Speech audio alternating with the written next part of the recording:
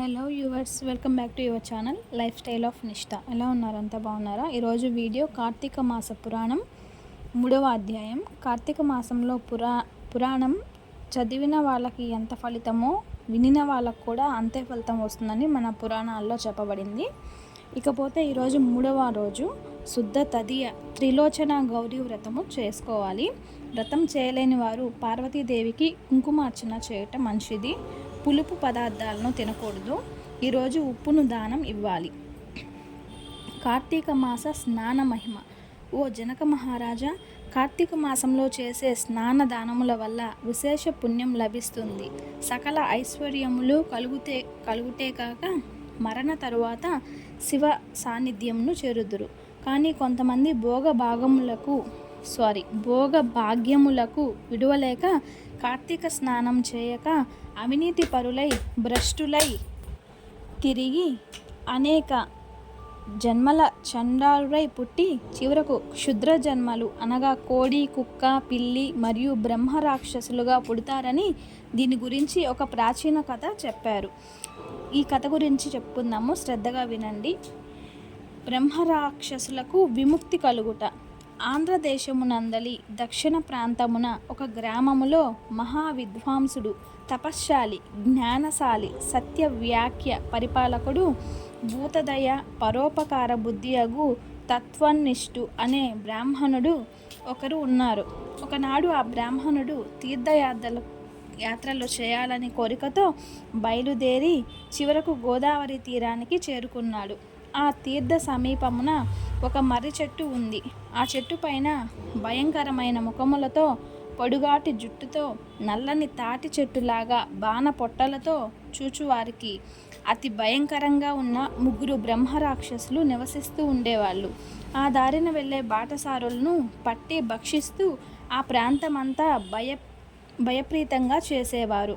తీర్థయాత్రలకై బయలుదేరి గోదావరి పుణ్యక్షేత్రమునకు వస్తున్న విప్రుడు ఆ వృక్షము వద్దకు రాగా బ్రహ్మరాక్షసుల కిందికి దిగి అతన్ని చంపబోవు సమయమున బ్రాహ్మణుడు ఆ భయంకర రూపములను చూచి గజగజ వణుకుతూ ఏమి తోచక నారాయణ స్తోత్రం పెద్దగా పఠిస్తూ ప్రభో అంటూ అనాథ రక్షక, ఆపదలో ఉన్న గజేంద్రుని మహాసాధ్వి ద్రౌపదిని, బాలుడగు ప్రహ్లాదుని రక్షించే విధంగానే ఈ పిశాచముల బారి నుండి నన్ను రక్షించు తండ్రి అని వేడుకొనగా ఆ మాటలు విన్న బ్రహ్మరాక్షసులకు జ్ఞానోదయం కలిగి, మహానుభావ, మీ నోటి నుండి వచ్చిన శ్రీమన్నారాయణ స్తుతి విని మాకు జ్ఞానోదయం కలిగింది.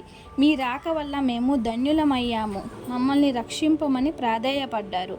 వారి మాటలు విన్న విప్రుడు ధైర్యం తెచ్చుకొని, ఎవరివయ్యా మీరు? మీకు ఈ రాక్షస రూపం ఎందువలన కలిగింది? మీ పూర్వజన్మ చరిత్ర ఏంటి అని అడిగాడు. విప్రోత్తమ, మీ దర్శన భాగ్యం వల్ల మాకు పూర్వజన్మ మందలి కొంత జ్ఞానము కలిగింది. అందులో ఒక రాక్షసుడు తన వృత్తాంతం ఇలా చెప్పుకొచ్చాడు. ఓ బ్రాహ్మణోత్తమ, నేను ద్రావిడ దేశ బ్రాహ్మణుడును.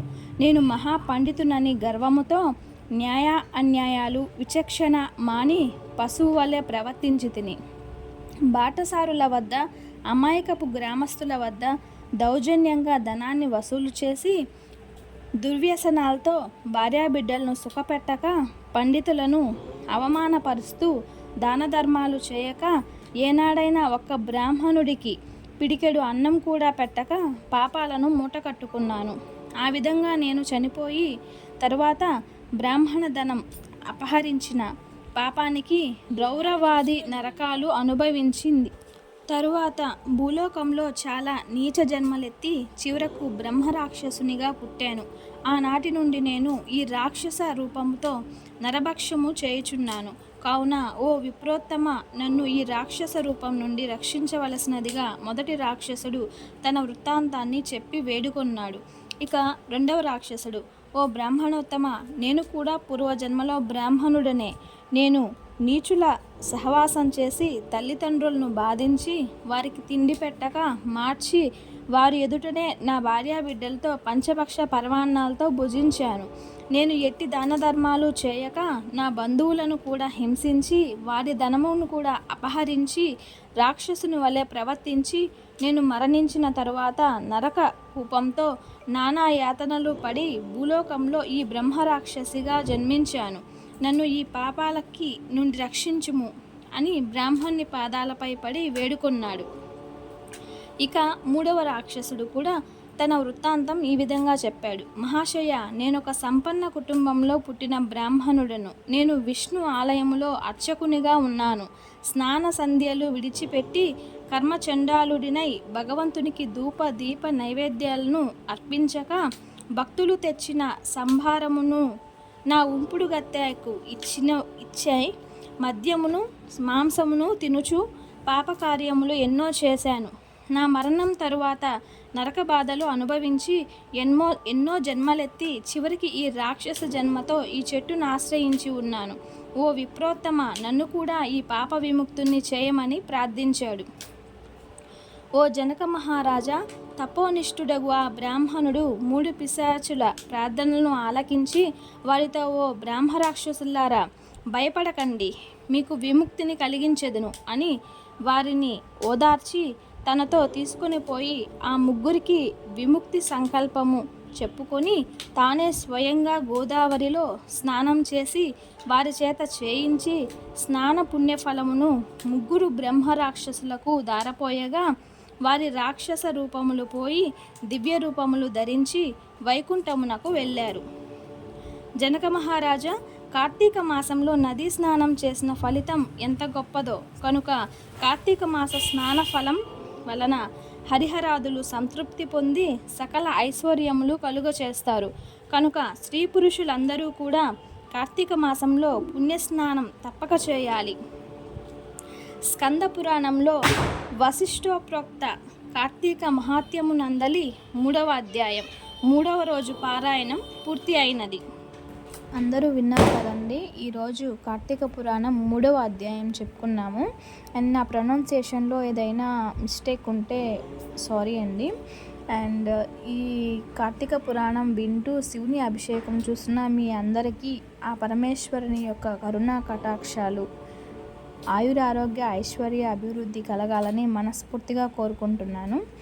అండ్ ఇంకా నా ఛానల్ని ఎవరైనా సబ్స్క్రైబ్ చేసుకోకపోతే సబ్స్క్రైబ్ చేసుకొని ఆల్ సింబల్ దగ్గర బెల్ ఐకాన్ టచ్ చేస్తే నేను ప్రతిరోజు పెట్టే పురాణ అధ్యాయాలు, కార్తీక పురాణం అధ్యాయాలు ఏ రోజుకు ఆ రోజు మీకు నోటిఫికేషన్స్ వస్తాయి. మీకు అలా నోటిఫికేషన్ రావడం వల్ల మీరు వీడియోని వెతుక్కోకుండా వెంటనే ఆ వీడియోని మీరు చూసుకొని ఏ రోజు పురాణం ఆ రోజు అధ్యాయాలుగా మీరు వినొచ్చు.